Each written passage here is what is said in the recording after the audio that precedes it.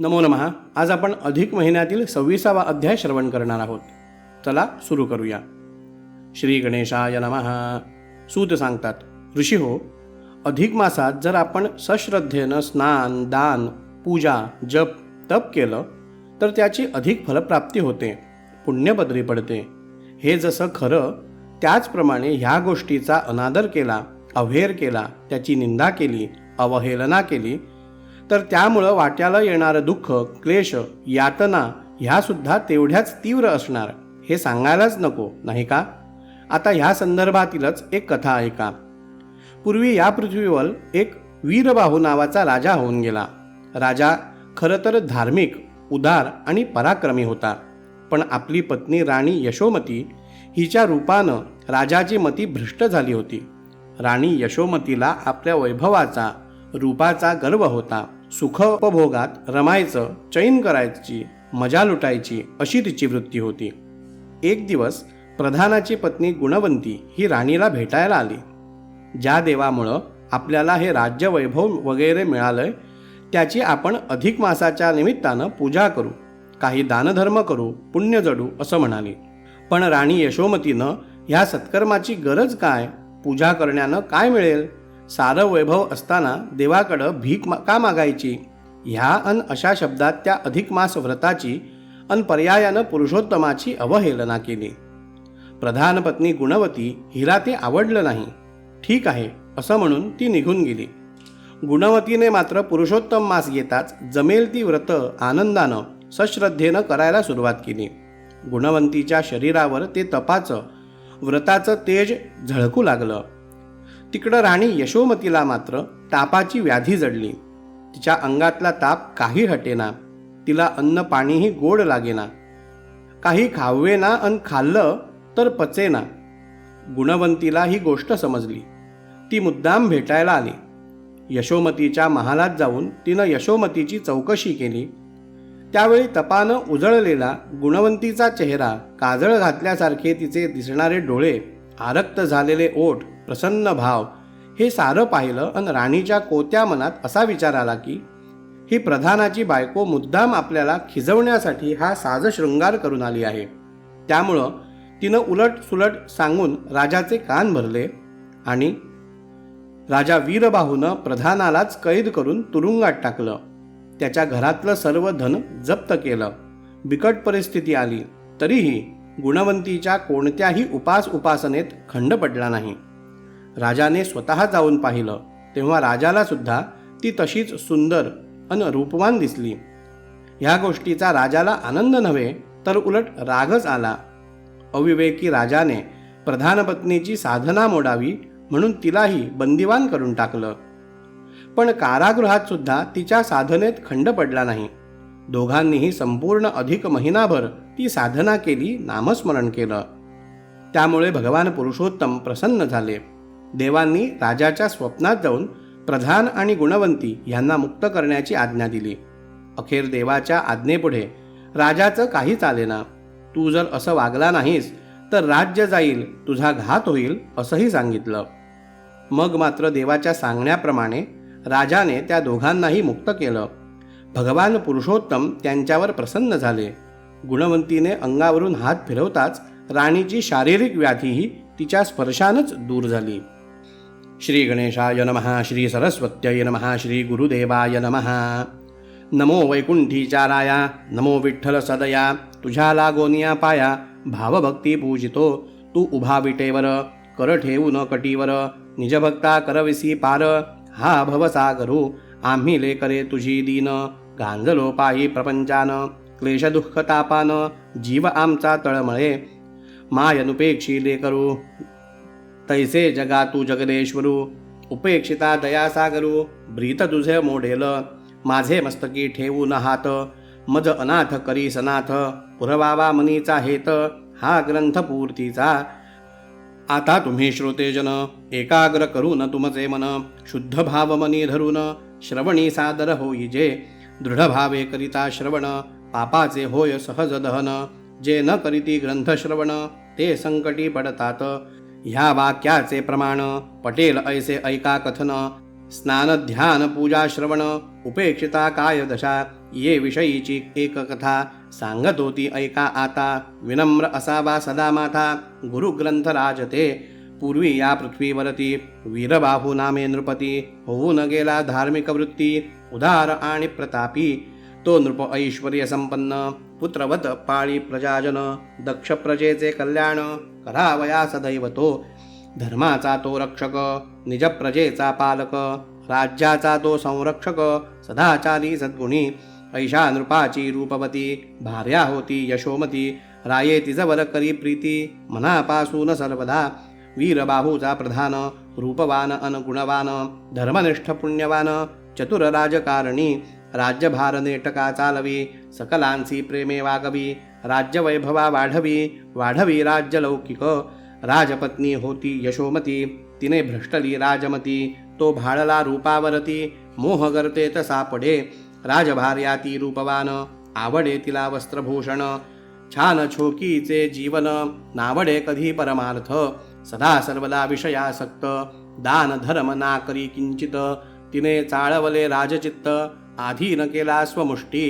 राजपुरोहित सांगून दमले तिने कधी न दान दिले.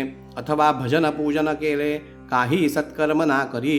वीरबाहू राजा प्रतीते 2 पुत्र लाभले होते. सुबाहू शतबाहू नाम त्याते दोघेही रूपवान ते. रूपवान गुणवान परी श्रद्धा भक्ती नाही अंतरी. दोघे पुत्रही माते परी होते पहा नास्तिक. 3 वर्षांनी तो आला अधिक मास अतिभला. तेव्हा प्रधान पत्नी राणीला येऊन झाली सांगती. म्हणे स्वामिनी तुझे स्मरण होता उता वेळ झाले मन. तुझे घेण्यास दर्शन चित्त माझे आतुरे. आम्हास तुम्ही राजा राणी जैसी शिव आणि भवानी. नारायण आणिक नारायणी देवदेवता रूपते. तुमचे घेण्यास दर्शन सदैव आतुरे आमचे मन. दर्शने तुमच्या समाधान होत असे आम्हास. प्रधान भार्या ही रूपवान गुण सौंदर्याची खाण. भाविक भक्त श्रद्धावान तेज अनुपम्य मुखासी. यशोमतीने तिला सादर बैसविले निज मंचकावर. राणी तिच्या मुखावर तेज पाहे अलौकिक. ते तेज नव्हते अलंकाराचे. ते तेज नव्हते रूपाचे. ते तेज नव्हते वैभवाचे. सात्विक तेज ते होते. रूप तेज मुखावर नयनी करुणेचा सागर. भगवंत नाम ओठावर मूर्त सात्विक सद्गुणी. प्रधान भार्येचे तेज पाहून शंकित होई राणीचे मन. ती म्हणे ही कसली खूण आहे ते मज ना कळे. तव प्रधान भार्या म्हणे राणीस चालू झाला बघ मलमास. ये मासी करिता स्नानदानास पुण्यबहू लाभते. ह्या मलमासाची ख्याती अलौकिकती आहे मोठी. प्रत्यक्ष पुरुषोत्तमे ह्या प्रती आहे दिले वरदान. ये मासी आचरावे दान धर्म पुण्य जोडावे. तीर्थाटन करोनी यावे देवदर्शन घेऊनी. अगाध असे महिमान पुन्हा न येतील ऐसे क्षण. म्हणून तातडी करून करू काही परमार्थ. राजवैभव सौभाग्यपुत्र असती जरी ते अपुणा प्राप्त. तरी आठवावा भगवंत दाता जो ह्या सर्वांचा. आपण जरी मनी योजावे दानधर्म काही करावे. तरी पतीने नाही म्हणावे ऐसेही नाते घडे. म्हणून सकल सौख्यदाता आठवू त्या भगवंता. जो निवारी भवभय चिंता नेई पैल तिलास. मलमासाची थोर पर्वणी आपण घेऊ या साधुनी. पदरी पुण्य ठेव जोडोनी जन्म लावू सार्थकी. प्रधान भार्येचे हे वचन ऐकून राणी तिये लागून. काय बोले ते ध्यान देऊन आता श्रवण करावे. हवे कशाला स्नानदान हवे कशाला गाठी पुण्य. आपण हे वैभव भोगून राहू सुखे आनंदे. दान देता तो द्रव्यनाश शीतल स्नान नको अंगास. ताप करो निका देहास वृथा सांग झिजवावे. देव तरी तो का पूजावा काय तयास वर मागावा. पती पुत्र आणि वैभवा काय कमी ती सांग. ह्याचा तुटवडा ज्याचेकडे त्याने जावे भगवंताकडे. सर्व असता आपणाकडे उगा ते का शिणावे. दान धर्म करीती जन तेही शेवटी पावती मरण. स्वर्गी सन्मान नरकी जाचण काय होय कुणाकळे. बरे ही तर उद्याची बात तरी आज काय हे कष्ट. कोण पाहिले काय भविष्यात आज शिणावे का वृथा. उगाची शरीरास कष्ट देता सौंदर्यास येईल कुरूपता. नृप न होईल जवळ करिता जरी मला ते पाही. पतीच्या मनातून उतरावे त्याने दृष्टी आड करावे, मग ते कायगे साधावे, खटाटोप कशाला. प्रीती आम्हा उभयतांची, एकमेकांवर असता याची, गरज काय ह्या देवधर्माची, काय मागू कुणाकडे. जो दारिद्र्याने असे पीडिला, आधी व्याधीने ग्रासिला, दुःखी कष्टी जो जाहला, त्याने देवास पूजावे.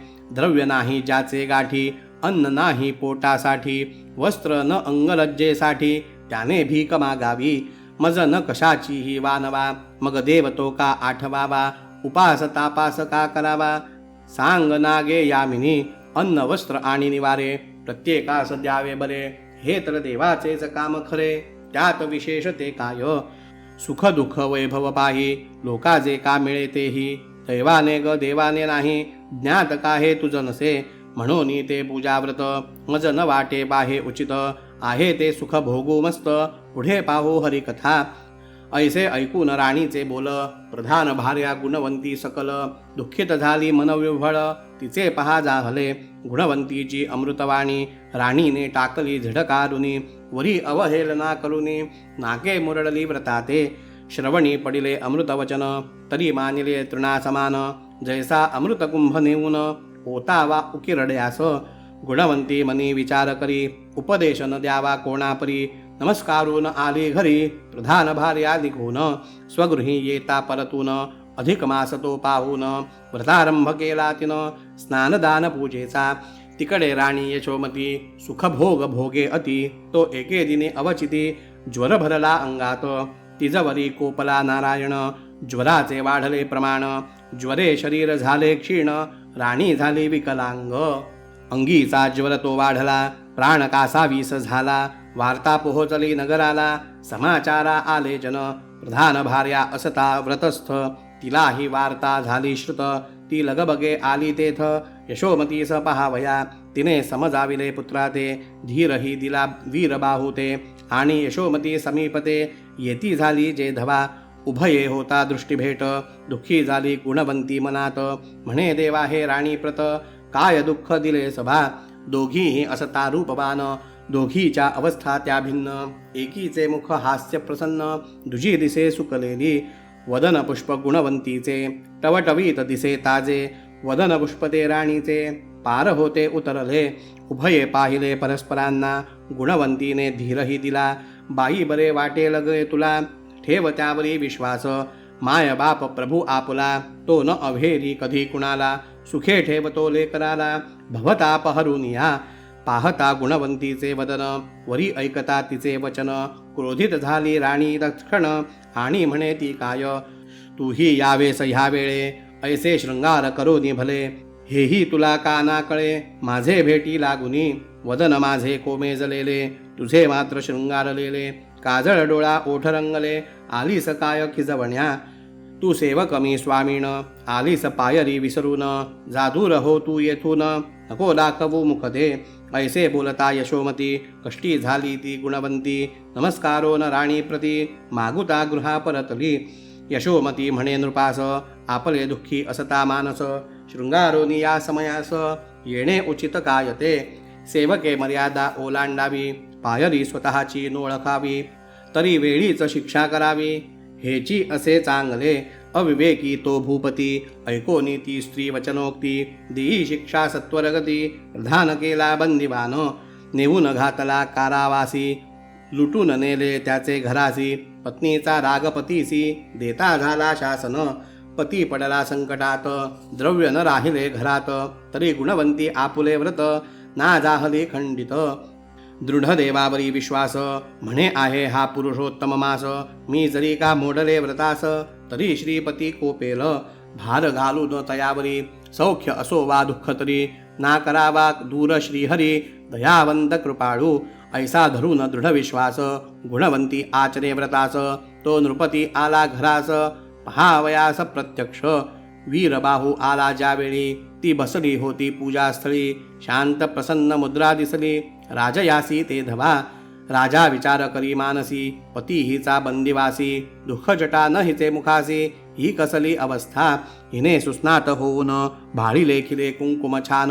वरी अलंकार लेऊन, कैसी नटली ही पहा. यशोमतीच बोलली सत्य, शब्द न ते ऐकही असत्य. ही राहे सदोदित सुशोभित, दुःख न हिला कालत्रयी. मग नृपे क्रोधयुक्त होऊन, गुणवंती सही करीत शासन. तिलाही करून बंदिवान, ठेवले पती शेजारी. खंड पडावी तिची साधना, मोडावे व्रत पूजा ध्याना. हाच हेतू राजिया मना, होता सुप्त त्यामागे. पती पत्नी दोघे जण, जरी का होते बंदिवान. तरी मानस पूजा करून, नेमव्रतास चालविती. परी एके दिवशी तो प्रधान, काय म्हणे पत्नी लागून. आपण करिता हरिस्मरण, हरी कान सोडवी. तव गुणवंती झाली समजावीत. जे असेल प्रारब्धात, ते भोगावेच लागे सत्य. पुन्हा कधी ना चुके, प्रारब्ध भोग कुणा चुकले. देवादिकही नाही सुटले, आपण आपुले कर्तव्य भले. करत राहावे सदैव, भगवंत आहे सर्व जाणता. त्याची त्रैलोकी आहे सत्ता, तो निवारील सर्व चिंता. आपण स्वस्थ बसावे. ऐसे ऐकून भार्या वचन, विश्वास देवावरी ठेवून. स्वस्थ राहिला तो प्रधान, आठवीत जगदीशा. जरी नुपेक्षावे भक्ता, तरी बोल लागे भगवंता. श्रद्धा भक्ती निष्ठा मोडता, बोल लागेल जगतात. ऐसा विचार करून मनी, सवे धावला चक्रपाणी. स्वप्नी जागृत नृपा करोनी, काय सांगता जाहला. वीरबाहू नृपा जाण, कैसे म्हणावे तुझ विद्वान. तू बंदिशाले निरपराधी जन, घातलेस अविवेके. प्रधान आणि त्याची कांता, निरपराध ते दोघे असता. बंदिवान का केले वृथा, काय अपराध तयांचा. प्रधान पत्नी गुणवंती, सांगे सत्कार्या यशोमती. परी तुझी भार्या त्याप्रती, नावे ठेविता जाहली. दान स्नान पूजा स्मरण, अथवा श्रवण करी कीर्तन. जे हा मलमास लक्षून, ते पावती मम कृपा. मी स्वामी त्या मलमासाचा, हा काळ बहुपुण्याचा. सश्रद्धे आचरे तयाचा, उद्धार होत असे जगी. तुझ भार्ये हे सांगू जाता, ती झाली नावे ठेविता. म्हणे का आठवावे भगवंता, सर्व सुखे असताना. व्रताचा मान नाही राखला, वरी तयाचा अनादर केला. म्हणून ताप भरला अंगाला, आणि कष्ट पावली. गुणवंती धरून शुद्ध भाव, आली राणीच्या भेटीस्तव. मुखमंडली तेज अभिनव, होते सात्विक भावाचे. ते यशोमती पाहू न शकली, कागाळी ती तुजला केली. तू ही विवेक बुद्धी सोडली, उगाशासिले उभयता. पहा असता बंदिवासात, ते आचलती आपुले व्रत. खंड न त्यांचे सेवेत, प्रिय मला ते दोघे. आता नको आणखी उशीर, करी मुक्तता त्यांची सत्वर. सर्व साक्षी रे मी परमेश्वर, आज्ञा माझी मान्य करी. जरी मम आज्ञेचा अनादर, तरी आत्मघात तो ठरणार. राज्यासहित तू जाणार, लयासी हे जाण बा. इतुके बोलून ते शेषशायी, गुप्त जाहले ठाईचे ठाई. राजा धावत मंदिरी जाई, वार्ता सांगे राणीस. शरीर तापे बहु पोळली, म्हणून उपरती तिला जाहली. ती नृपास म्हणे त्यावेळी, सुटका करा दोघांची. राजा धावत बंदिशाळेत, गेला तरी तो झाला पाहत. पतिपत्नी उभयता सुस्त, दंगनाम स्मरणात. दोघांचेही मुखावर, तेज झळाले अतिसुंदर. गुणवंतीचे रूप मनोहर, भुलवीत होते ते. शृंखला बंधनातून मुक्त, करिता झाला दोघांप्रत. वरी घालोनी दंडवत, क्षमादान मागतसे. दुजे तिने दोघांप्रत, सन्मानित केले दरबारात. द्रव्य त्यांचे परत देत, वस्त्रालंकार ते देई. यशोमती आली दर्शनाला, गुणवंतीने धरिले तिला. अंगावरून हात फिरवला, व्याधी गेली निघून. ते सामर्थ्य होते तपाचे, तेज होते सात्विकाचे. पुण्य पदरी मलमासाचे, म्हणून घडली नवलाई. ऐसे हे अधिक मास आख्यान, अभेरिता काय आले घडून. त्याचे केले इथे कथन, श्रद्धा वाढावी यास्तव. इति श्री अधिक मास महात्म्य ग्रंथ पद्मपुराणीचा संमत. गोविंद तनय विरचित. 26तमोऽध्याय गोडहा. इति श्री अधिक मास महात्म्ये 26तमोऽध्यायः. श्रीकृष्णार्पणमस्तु.